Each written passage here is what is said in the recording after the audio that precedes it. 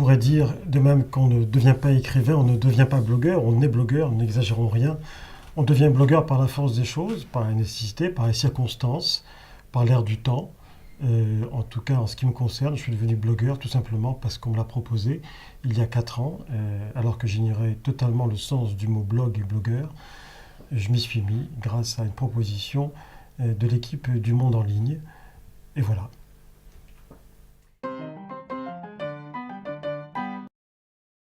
On peut dire d'un blog qu'il tient à la fois et du salon littéraire, et du défouloir, et du divan, et du foutoir, et du bordel organisé.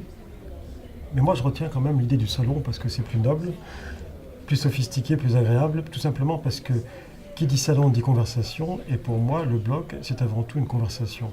Non pas de ma part nécessairement, puisque moi j'écris des articles de journalistes en quelque sorte, mais surtout de la part des commentateurs qui viennent régulièrement pour discuter, pour avoir un entretien, et donc pour poursuivre une conversation initiée par d'autres. Donc c'est à ça que je pense en particulier. Ce que j'ai fait avec les commentaires du blog, aucune bête de presse au monde ne l'aurait fait, pour reprendre une métaphore qui ne m'appartient pas. En l'occurrence, il y a à peu près en ligne 160 000 commentaires sur ce blog, et j'en ai gardé finalement environ 600. Je les ai sélectionnés en fonction, en relisant tout bien sûr, les 160 000, en fonction de ce qui m'attirait avec le recul des ans, ça fait 4 ans tout de même, les plus drôles, les plus intéressants, les plus originaux, les plus édifiants, les plus instructifs, les plus significatifs. C'est un peu le mélange de tout ça, c'est une anthologie. Donc il y a un peu de tout ça.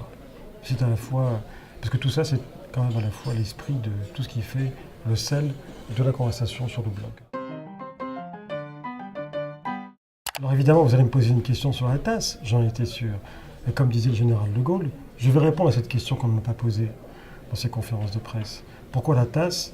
Vous savez, un des problèmes sur le blog, quand on vous lit, c'est que on ne vous voit pas, que ce soit moi ou que ce soit les commentateurs.